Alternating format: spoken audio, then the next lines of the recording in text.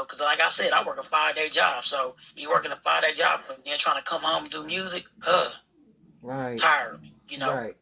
Is So is your job something that you like to do, or it's something that you have to do? I mean, I like my job, but it's something I got to do to pay the bills. It's something I have to do to keep the lights on. Keep the cell phone running. Keep food in my mouth. Right. So you know. Okay. So basically, what I'm saying, did you ever think about putting that same energy into your music alone? I Learning do how to right market now it, today. learning how to Just make to money off of it. Yeah. yeah, I definitely do. Okay. I'm trying to get my music on social platforms, streamed all over. And you got that. A lot of other things behind it. Yeah, you Yeah. got that. Congratulations to you as well. You definitely got that. Thank you. Yes, you're welcome. You definitely got that. So what's going on? What's up with Smooth Bounce? When did this release come out? I mean, is it the first time on Boss Lady Radio? First time. Wow. That's yeah, I gotta give you a round of applause for that. Today. Salute. That's what's happening. That's how you do it. You just come out with it. Because I remember years ago, it wasn't an opportunity nowhere for people that's making music. We basically made tracks and kept it amongst ourselves. But now it's an awesome deal to be able to be a part of a platform where people do want to hear what you have and do want to take some time to listen to you. Because at the end of the day, they don't have to. I remember making a podcast about what does fans owe us songwriters or something like that. And we talked about the fact that some artists feel like fans owe them something because of, their talent or whatever, and they're reaching out and they're able to provide that for the audience. Like, how were you with that? I look at it as, back then when social media really wasn't popular, we kept a lot of music to ourselves because we were afraid to let people listen to it. Right. We were afraid to get that criticism. But now, we have no choice. If you really want to be heard, really want to be seen, you got to put it out there. Either they're going to love it or they're going to hate it, And at the end of the day, you taking that risk. A little that confidence, man. And that's and that's a risk I'm willing to take. My music ain't for everybody. Right. So I just do it, because I love music. I'm doing it for the love of music. I'm doing it for, to be successful. Yeah. And I stay humble at that. So, Exactly. And that's cool. At the same time, when we came up with this topic, like, we were on some deep stuff about, as far as it's cool to do the music thing, but isn't it also too about getting to know who you want to work with and things like that? Is it easier or harder to make music with them? Those types of things. How do you play your role in that? Like, you're not going to get along with everybody, but you do make good music together. Is there a strategy that you use as an artist to deal with folks that are good at what they do, but you don't really rub shoulders good? But there's potential there. What are your thoughts on that? Well, what I do if I ever get a chance to work with an artist is we sit back and we strategize together. We put these beats. I put the beat together. We lay down a hook. I address and say, well, y'all think it should sound like this. It's all about teamwork at the end of the day. Right. It's all about creative. It's all about creative control. Also, when you have creative control, that artist has that creative control, and the producer has the creative control. So when you're in the studio, you're working. Yeah, you both have ideas. You might as well put it together and make a hit. And that's what I'm about. I'm patient when it comes to, working with people. So, somebody send me an intro or, just a hook or something, and I'll work with it until I get something banging on it, So, yeah. That's dope. Any other knowledge you could put upon your experience and quote unquote you have a disability? A lot of people don't think that that can happen, or it's a teasing issue. What are your thoughts with people that are victims of that traumatic experience where they try very hard, but because of their disability, people shun them? What are your thoughts on that, and what would you speak it up? Are you? I know you're totally against it, but how do you keep those artists that were maybe looking up to you encouraged? I just say tell them to stay focused. You know, you got to stay focused in this. You know, it's going to be some rough days. It's going to be some hard days. And for anybody that has disability trying to do music, come at it. Come talk to me, because I'm doing it. You know, I'm doing it not just for me, just to let everybody know you can do it. You know, that's why I'm starting this movement. It's a movement for me to make a movement for people with disabilities. Come out the shadows. Don't be afraid to, you know, put your music out there, your poetry out there.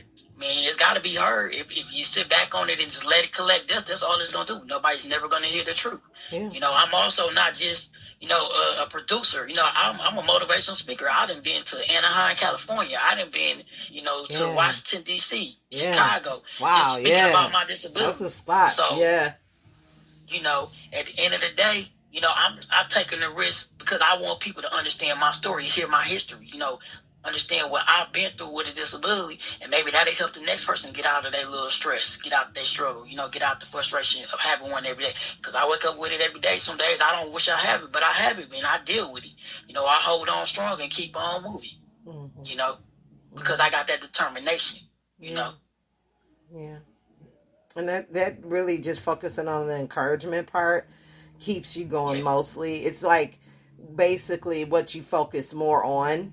It's what's, you know, pretty much is what's going to be the end result for you, positive or negative.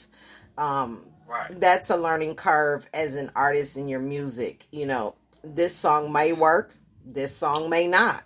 But, you know, some of us go off of what other people think instead of just putting it out there. Because I was really inspired by the fact that you actually showed up at the award show. You were actually there, just like you were actually in the chat room. Like, it was no brainer. You were there, and that's very, very cool, and that's very, very professional.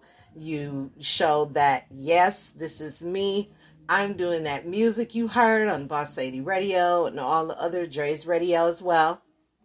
We all love you here.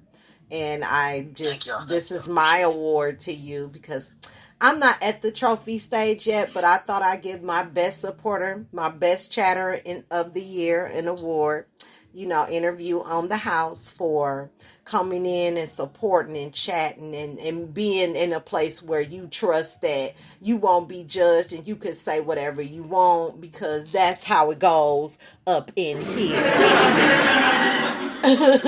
There is no filters. It is not scripted. We are not stopping contracts talking about what we can or cannot say. Okay. So, you know, I'm honored that you can use this towards being a better artist. So, congratulations to you, my biggest supporter, chatter of the year, y'all. Woo!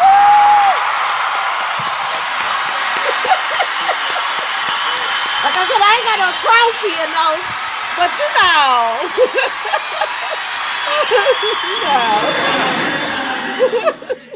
Yeah, so I thought that was very, very dope. And you're like being a leader to all the others that have a disability, but they don't have an excuse now. Like you've held them accountable now. Right. Like you've just took it and turned it into wisdom, and you figured it out where it wasn't just for a check. You were really trying to live your life. And I'm really proud of you. I am. Thank you. Yeah. Like you've come a long way for the first time we talked. Right. Definitely. I've grown a lot since. Do you remember that? Time. Yeah. Do you remember? Wow. I definitely do. I mean, all right. Willie's in here. Dove C says, wait a minute. We got the chat room lit up, King. Speak, little bro. Yes, he was. Salute to Boss Lady and Noriega. Thank you so much. Boss Lady, get his info to me. I'll send him a trophy on your behalf. Oh my God, guys. Look at that. Oh my God. Look at that. When you do big stuff come back, man. Straight up. I told you. Stick with me. I told That's you. love. I told you. Mad love. I said it. I said, Norris, Man. could you imagine being a award-winning one-hand producer? He was like, yeah. I'm like, really? When we first talked, Right. remember? Uh-huh. Yeah. Yeah, I remember. I'm so happy for Yeah, I you. definitely remember. I'm so happy Me for too. you. Me too. Definitely. Oh my gosh. You know, like I said, I did this for everybody. You know, they got a disability, man. Come on. Yes, Let's get it thanks together. so We can all much, get in this Dub industry C's. Dub and- C's, man, you Man. just don't know, man. It mean a lot, especially coming out of Milwaukee. And you know Milwaukee is theater Facts. and arts. They are not about what we doing up in here. So it's so honorable. I can't say it enough. Yes. It's just, I was lost for words. You're freaking awesome. Me too. I'm wow. Like, man, you just, appreciate that. it's Dub just C. like you made a whole difference right now because of the fact that you showed up. It's not about who got what, it's who came, man. Right. Because we can get those few, we can get a few more. And it's gonna be a little rocky. This ain't for everybody. And they'll fall off along the way. You know? And you know, me and you talked about that. You know, I got this woo woo. And I told you Miss Fabulous story. I had this woo woo woo. And woo skippy bam bam happened, right? And Right. then whatever. But Right. through it all, and it's crazy how you look back and you didn't think you was gonna get that through it all part. Man. Mm-hmm. You could tell us your thoughts on that note through it all part. Like, did you just wake up one day and you was right here, or did you really feel it? Man, I mean, 5 years ago, I just talked to somebody the other day and told them, man, 5 years ago, I was getting ready to give up this music. I was getting ready to just give it up all. But I said, you know what? Let me figure out a different way. Instead of selling it, let me figure out what I can do. Went down to the studio, hooked the equipment up, man, made a beat. I was like, man, I got to get this out there. It feel like it's my time. It's my time. I feel it. And I contacted you first day and was like, look, I'm a one-hand producer. I'm making beats. You know, I got this going on and I need your assistance. And you open your door. And from that day on, I've been moving. Man, that's what's up, man. I appreciate you. know, I appreciate you. You mean you don't have to give me a chance either. You know, I'm just trying to build my business and work hard, you know, and meet people that's like-minded, that want to go somewhere in life. You know, the opportunities are endless. I still haven't introduced you to everything that I do. You know what I'm saying? So by you working with me and running these campaigns, I can start adding to your packages, which will be the next announcement show, because we got to get ready for season 4. So at the end of September will be the end of season 3. So that way, you know, we fresh, got the bounce, you know what I'm saying? We got to get that one demo. Why don't we do, what are your thoughts about the demo? Like, you did Ride With Me, right? I was thinking demo out the bouncy. What is that?